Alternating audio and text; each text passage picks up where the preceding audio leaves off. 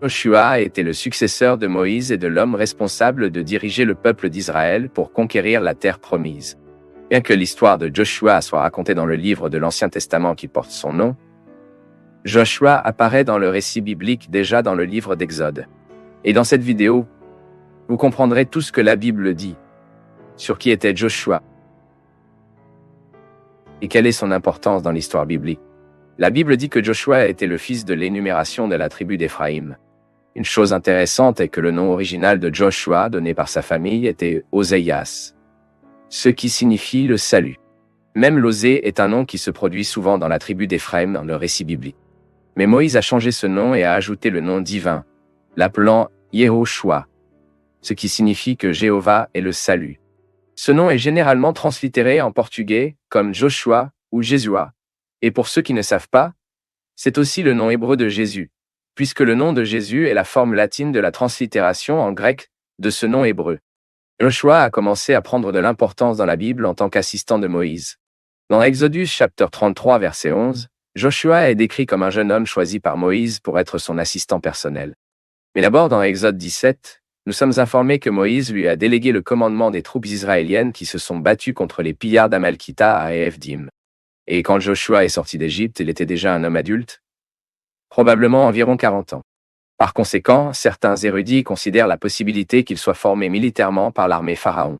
Joshua a été assistant direct de Moïse lorsqu'il a reçu la loi sur le mont Sinaï. Il a également accompagné Moïse chaque fois qu'il allait dans la tente où il a trouvé et entendu le Seigneur. Et c'était certainement une période d'apprentissage pour Joshua. Il a compris comment attendre dans le Seigneur et a appris à être un adorateur fidèle. De plus, il pourrait acquérir des traces de comportement de Moïse, comme la patience, douceur et leadership. Joshua a également été désigné comme représentatif de la tribu Éphraïm, comme l'une des 12 espions qui est allé vérifier la terre de Canaan et ses habitants.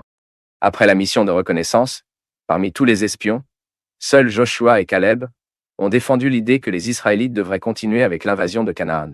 Selon le texte biblique, ils ont compris que la terre était très bonne. À cette époque, Caleb était le plus ancien et exerçait un plus grand leadership, ce qui explique le fait que Caleb a été mentionné seul à cet égard. Cependant, le contexte biblique lui-même indique clairement la participation de Joshua à la mission de reconnaissance et son soutien aux recommandations de Caleb. Le comportement de Caleb et Joshua était bien plus qu'un rapport militaire. En fait, c'était une démonstration claire de la confiance dans la promesse de Dieu à propos de cette terre.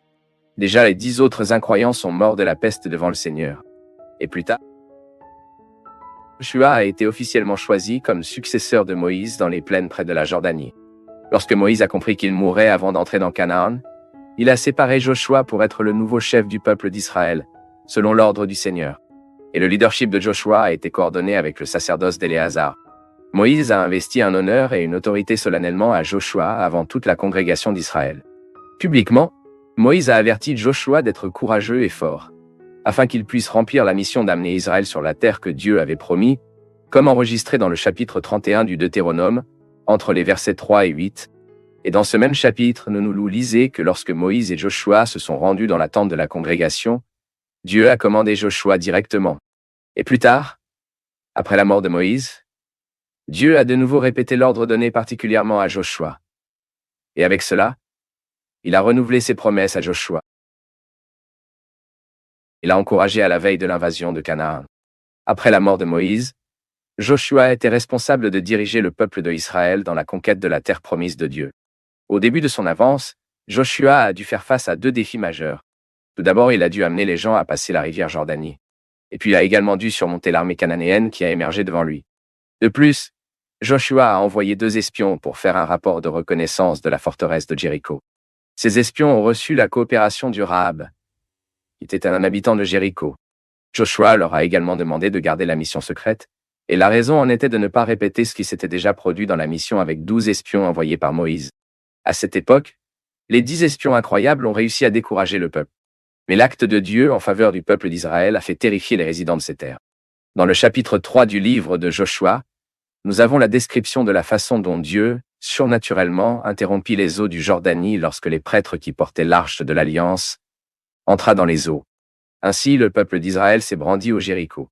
Et après l'histoire biblique, nous voyons que Joshua a démontré toute sa confiance en Dieu, obéissant à chacune des tactiques que Dieu lui a données pour être victorieuse dans le pays de la Canaan. Beaucoup de ces tactiques aux yeux humains étaient complètement inhabituelles. C'était par exemple dans la prise de Jéricho où les prêtres et les gens ont reçu l'ordre de marcher dans la ville, et le 7e jour, lorsque les prêtres ont touché les cornes et que les gens ont crié avec un grand cri, les murs de Jéricho est tombé. Et à cette époque, à l'exception d'Ak, l'armée d'Israël a suivi l'ordre du Seigneur de ne pas piller les ruines de la ville, dans le but de chercher un butin de guerre à son propre avantage. Mais l'attitude d'Akan a apporté des conséquences sévères non seulement à lui mais à tout le peuple d'Israël. Par conséquent, les Israélites ont finalement été vaincus lors de leur première attaque contre les hommes de La. Déjà dans la deuxième attaque contre Lia, décrite dans Joshua chapter 8, nous pouvons voir une telle capacité et stratégie courante dans les campagnes militaires de Joshua. Nous avons lu que les Israélites ont tendu une embuscade, simulant une évasion afin de tromper l'armée de Haï, ce qui fait que les soldats ennemis quittent leur ville fortifiée sont mortellement vaincus. Et, tout au long du livre de Joshua, nous trouvons des exemples des incroyables actions militaires menées par lui. L'un de ces exemples a été la marche de la nuit de Gilgal pour soulager le siège de Gibeon. Et lors de la bataille décrite dans le chapitre 10 du livre de Joshua, nous voyons comment la providence divine a accompagné que les gens, comme dans la Saraiva envoyée par le Seigneur qui ont tué plus d'ennemis que la propre armée d'Israël par l'épée. De plus, nous avons également lu à propos d'épisodes bien connus dans lesquels le soleil s'est arrêté, et que la lune s'arrête jusqu'à ce que les enfants d'Israël se vengent de leurs ennemis. Et la Bible dit que c'était une journée qui n'a jamais répété tout au long de l'histoire. Ensuite, l'histoire biblique montre que Joshua a réussi à maîtriser la terre de Canaan et à distribuer la terre parmi les tribus d'Israël.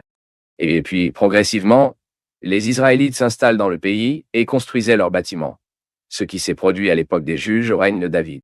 Lorsque le temps de Joshua est venu de dissoudre son commandement, il a rassemblé toutes les tribus d'Israël. Et dans son discours d'adieu, il a demandé aux enfants d'Israël de renouveler l'engagement de son alliance envers le Seigneur. Et puis Joshua est finalement décédé à l'âge de 110 ans et a été enterré dans ses terres dans les collines d'Éphraïm. Mais l'exemple de Joshua en tant qu'homme de conduite juste, irréprochable, effrayant et obéissant à Dieu, n'a pas disparu avec sa mort. En fait, l'histoire de Joshua a continué d'influencer le peuple d'Israël pendant la période des Anciens qui ont encore survécu longtemps après lui. Et enfin, dans le Nouveau Testament, l'auteur de Hébreux présente Joshua comme une sorte de Christ, car tout comme Joshua a conduit les Israélites au reste du Canaan terrestre, Jésus-Christ conduit le racheté au reste supérieur et éternel du Canaan céleste.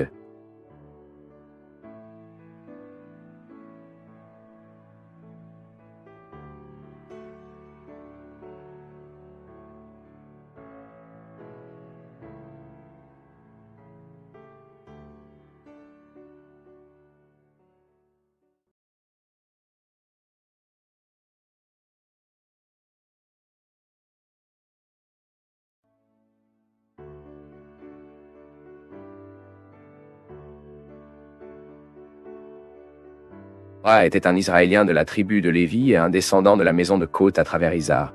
L'histoire de Korah est connue dans la Bible à cause de la rébellion qu'il a promue contre la direction de Moïse et d'Aaron. Dans certaines traductions bibliques, Korah est également appelé Coré, et le sens de son nom est incertain. Certains interprètes suggèrent que ce nom peut signifier la calvitie, mais il n'y a aucune certitude à ce sujet. Et dans cette vidéo, vous comprendrez tout ce que la Bible dit sur qui c'était Korah. Il était de la maison d'Isar, et probablement le petit-fils de Kohath. Korah était contemporain de Moïse et d'Aaron, bien qu'il soit plus jeune qu'eux. Selon des informations sur sa lignée, Korah a été apparu de Moïse et Aaron. La Bible n'enregistre pas de détails sur la biographie ou la vie personnelle par Korah. Le texte biblique informe que Korah a favorisé une rébellion contre le leadership de Moïse et le sacerdoce d'Aaron. Ces hommes étaient jaloux de la direction que Dieu a constituée sur Israël avec Moïse et Aaron. Le livre des Nombres, chapitre 16, entre les versets 3 et 13. Moïse et Aaron ont été accusés d'avoir revendiqué une sainteté et méprisant la sainteté de toute la congrégation d'Israël. En particulier, Aaron a été accusé d'avoir affecté la position de prêtre. Moïse était toujours accusé d'avoir échoué diriger Israël à la terre promise et plutôt a fait le roi et a conduit le peuple à une situation instable au milieu du désert. Et dans ce contexte, en revanche, Moïse a accusé Korah et les Lévites d'essayer de devenir prêtres à tout prix, alors qu'ils doivent être satisfaits pour être Lévites. Le sacerdoce n'avait été confié qu'à la maison d'Aaron et les autres Lévites devaient l'accepter. Ensuite, Moïse a fait une proposition aux Lévites qui prouverait qu'ils avaient été choisis par Dieu pour diriger le peuple et occuper la prêtrise. Selon ce test, l'autre jour, les Lévites du groupe Korah devraient offrir de l'encens au Seigneur. Et donc Dieu confirmerait ses choix. Mais il semble que les rebelles dirigés par Korah, Dathan, Abiram et Om aient obtenu le soutien massif de la congrégation d'Israël. Moses et Aaron étaient presque seuls contre le reste du peuple. Et la situation était si grave que Moïse et Aaron ont dû intercéder à Dieu pour qu'il n'a pas détruit toute la congrégation d'Israël, selon ce que nous lisons en Chiffres chapitre 16, entre les versets 20 et 22. Avec des Moïse isolés et Aaron, il semble que seuls les 70 anciens d'Israël aient soutenu les deux frères choisis par Dieu. Les dirigeants de la révolte, Korah, Dathan et Abiram, ainsi que leurs maisons, ont également été séparés des autres Israélites. Et probablement 250 autres Lévites, avec leur encensoir, ont également été soulignés par le peuple, tandis que les autres Israélites ont observé ce qui se passerait. Mais Moïse savait que ce n'est qu'avec une intervention divine que cette crise serait résolue. Puis Moïse a dit que si rien venait aux rebelles, cela signifierait qu'ils n'avaient pas été envoyés du Seigneur. Mais si quelque chose de surnaturel se produisait, et que la terre s'ouvrira aux rebelles pour être coupée à l'abîme, alors les Israélites sauraient que Korah, Dathan et Abiram s'étaient soulevés contre Dieu lui-même. Et selon le livre des Chiffres, chapitre 16, entre les versets 28 et 33, immédiatement après que Moïse ait dit ces choses, la Bible dit que la terre s'est ouverte sous les rebelles et ses hommes, ainsi que leurs maisons et toutes leurs marchandises, ont été avalées vivants sans dise. Korah et ses partisans ont péri juste devant la congrégation d'Israël. Les 250 Lévites sympathisants de Korah qui offraient de l'encens ont également été consommés par le feu du Seigneur. Et avant que le jugement de Dieu ne se lance sur Korah, Dathan et Abiram, et ces hommes, les Israélites ont fui terrifiés. Ils avaient peur d'être également avalés par la terre. À ce sujet, le texte biblique dit « Et tout Israël qui était autour d'eux s'est enfui à leurs cris parce qu'ils ont dit que cela ne nous apporte pas la terre aussi. » Mais malgré cette manifestation claire du jugement de Dieu sur eux, les Israélites ont continué à monter et à s'opposer à Moïse et à Aaron. Même le choix de Dieu. Enfin, dans le reste de l'histoire biblique, nous avons lu les descendants de Korah, qui étaient des porteurs et des chanteurs dans le cœur du temple à l'époque de la monarchie en Israël. Même en Nombre 26, verset 11, le texte biblique informe que les enfants de Korah ne sont pas morts. Certains érudits suggèrent même que ces cœurs, c'est-à-dire les enfants de Korah cités à l'époque de la monarchie en Israël, étaient des descendants d'une autre Korah. Mais cette hypothèse est très peu probable. Et au-delà de cette Korah, qui est devenue célèbre pour avoir été punie par Dieu dans le désert, la Bible mentionne également au moins 3 autres hommes avec ce même nom. 2 d'entre eux étaient des descendants d'Ésaü, et étaient des têtes tribales d'Édom. Et ils sont cités dans le livre de Genèse, et aussi dans le premier livre des Chroniques. L'autre Korah était l'un des fils d'Hébron inclus dans la tribu de Juda. Et si vous avez aimé cette vidéo, partagez-le avec quelqu'un d'autre et n'oubliez pas de laisser votre commentaire en disant également si vous connaissiez déjà l'histoire de Korah.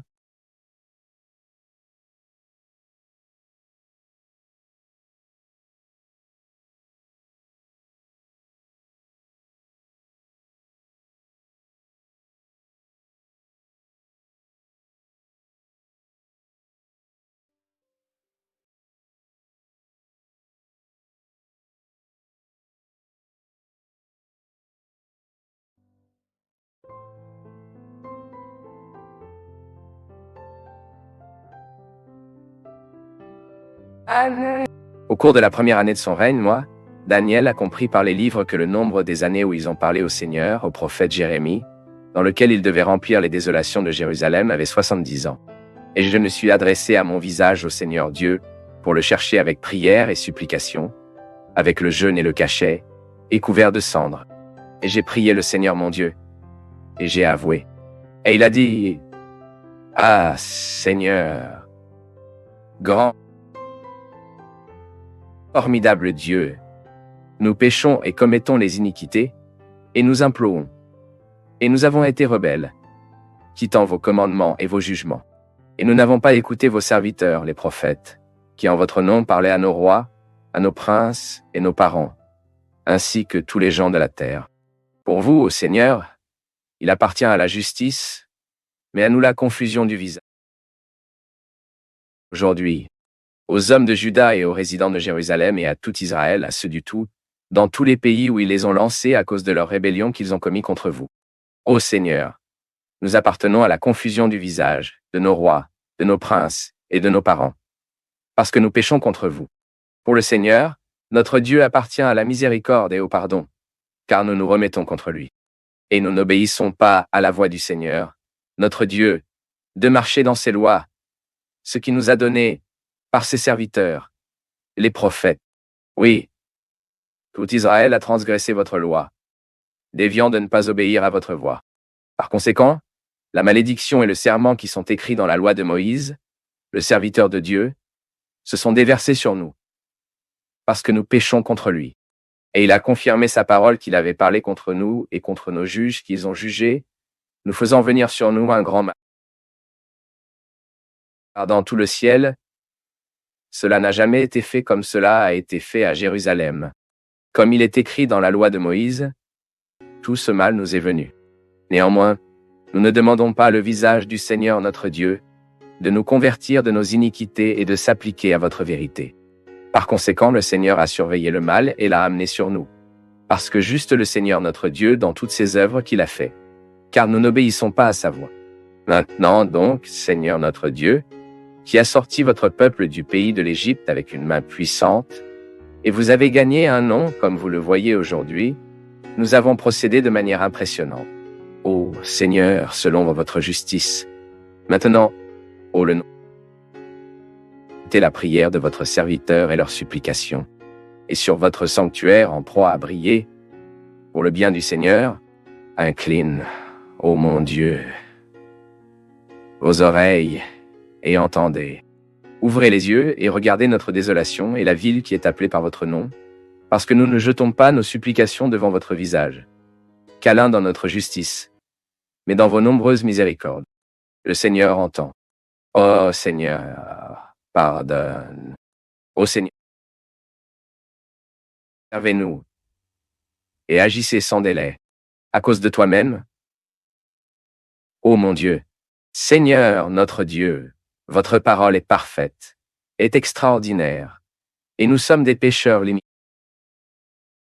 Nous avons besoin que votre Saint-Esprit éclaire notre esprit, afin que nous puissions comprendre votre révélation à travers votre sainte parole. C'est ce que nous vous demandons aujourd'hui, au nom de votre Fils Jésus. Amen. Dès son jeune âge, quand il a été emmené à Babylone, nous nous trouvons Daniel impliqué dans la prière, cultivant une vie de prière. Toujours. Dans le chapitre 2 de son livre, nous avons lu comment Daniel a prié Dieu et Dieu lui a donné le rêve et l'interprétation du rêve du roi Nabuchodonosor. Dans le chapitre 6, l'un des meilleurs chapitres connus de la Bible, nous avons lu comment Daniel a fait face à un terrible décret de Darius, le souverain de Babylone, qui est essentiellement interdit la prière. Darius est descendu un décret qui interdit la prière. Et puis nous voyons quoi? Daniel Hidden? Non. Nous voyons dans la Bible Daniel prier, priant régulièrement le Seigneur 3 fois par jour, et à cause de cela, même, il a été jeté dans la fosse des lions.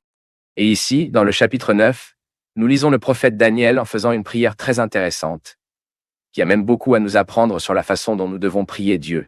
Mais seulement pour que nous comprenions pourquoi Daniel a dit cette prière, le contexte dans lequel Daniel a prié le Seigneur, nous devons retirer quelques siècles avant ce moment ici. Quand le roi Salomon décédé, la nation d'Israël a été divisée en deux royaumes. Le royaume du Nord, Israël, et le royaume du Sud, Juda. Que savez-vous? Désobéissance. Désobéissance. Le royaume du Nord et le royaume du Sud ont tous deux désobéi à Dieu. Ils ont brisé l'alliance. Transgresser la loi de Dieu était impénitent parce que Dieu a élevé de nombreux prophètes dans les deux royaumes pour souligner le péché du peuple et faire appel au repentir. Et les gens ont entendu? Non. C'était le péché dans le péché au péché. Même les prophètes ont annoncé que s'il n'y avait pas de repentir, s'il n'y avait pas de conversion, s'il n'y avait pas de véritable changement, le peuple serait puni.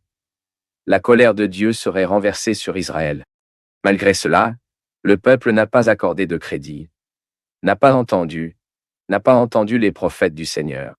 Nous venons de lire ceci, Daniel, en se souvenant de toute cette histoire, a entendu beaucoup les nombreux appels de miséricorde que Dieu a donnés à votre peuple à travers les prophètes. Et à la suite de tout cela, la punition était inévitable. Le premier à tomber a été le royaume du Nord devant les Assyriens, et un peu plus d'un siècle plus tard, c'était le tournant du royaume du Sud, devant les Babyloniens dirigés par le roi Nabuchodonosor. Nabuchodonosor a entouré Jérusalem, a envahi Jérusalem et a tout détruit, en particulier le temple. Puis il a pris l'importante population de Jérusalem, la majeure partie de sa population active, et a déporté à Babylone. Et parmi les déportés, il n'y avait que le jeune Daniel. Daniel, à cette époque, était un jeune homme prometteur de Juda. Le temps est passé, et Babylone est tombé face à la coalition de la peur personne. Et puis maintenant, ici dans le chapitre 6, c'est un autre empire. Ce n'est plus un empire babylonien. Et Daniel n'est plus un jeune homme. Il est déjà des personnes âgées qui ont passé pratiquement sa vie dans une terre étrange, mais fidèle à Dieu, la peur de Dieu, engagé avec Dieu et en communion, constant avec Dieu, à tel point que Daniel était tellement béni dans une terre loin de sa patrie, que Babylone est tombée, et que Daniel a continué. Et ici, dans le chapitre 9, nous voyons Daniel dire une prière à Dieu après avoir lu les Écritures. Plus précisément la prophétie du prophète Jérémie. Et en lisant les écrits du prophète Jérémie, Daniel a compris que la durée de la désolation de Jérusalem serait de 70 ans. Comme écrit ici au verset 2, la période déterminée par Dieu a été accomplie. Il a été tenu. Et Daniel a regardé la situation du peuple et n'a rien vu de différent. Et puis Daniel s'est humilié devant le Seigneur et a cherché avec prière, jeûne et supplication. Verset 3. Et dans sa prière ici du verset 4, nous voyons que le prophète Daniel aimait le Seigneur. Puis, entre les versets 5 et 11, il a avoué le péché de Juda, le peuple dont il faisait partie. Et entre les versets 11 et 14, il a reconnu la légitimité du jugement de Dieu contre le péché du peuple. Et enfin, entre les versets 15 et 19, Daniel a appelé à la manifestation de la miséricorde divine basée sur la gloire du propre nom de Dieu. Et dans ce même chapitre, aujourd'hui, il n'y a pas de temps pour nous en... À partir du verset 20, nous voyons que le Seigneur a entendu et répondu à la prière de Daniel. Même il a envoyé l'ange Gabriel pour parler à Daniel à partir du verset 20. Il a annoncé la prophétie, qui est devenue connue sous le nom de 70 semaines de Daniel. L'une des prophéties les plus discutées dans le domaine de l'eschatologie biblique.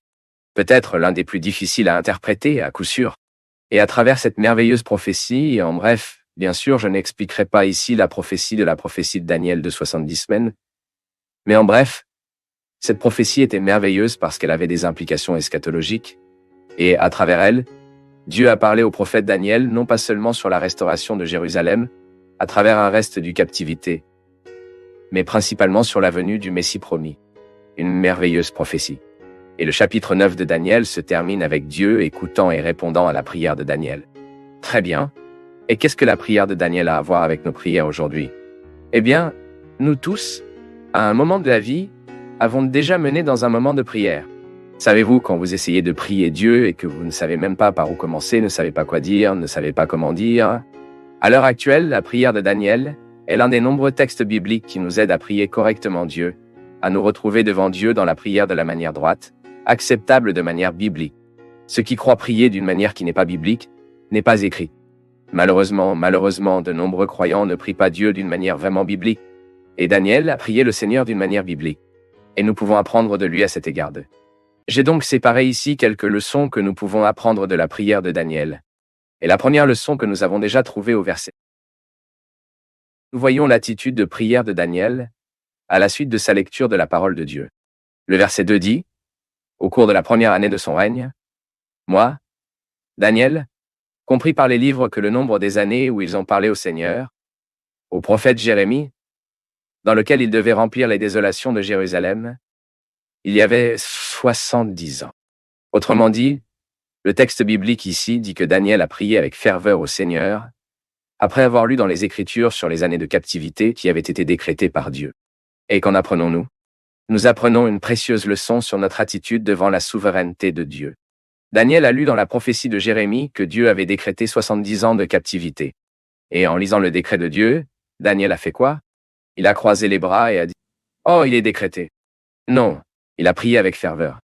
Certaines personnes pensent que le fait que Dieu gouverne l'histoire souverain, le fait qu'il s'occupe de toutes les choses à travers son décret inviolable, sont quelque chose qui décourage la prière. Connaissez-vous cette conversation? Pourquoi prier si Dieu sait déjà tout? Pourquoi prier si Dieu a déjà tout décrété? Regardez la prière de Daniel ici. Regardez l'attitude de Daniel.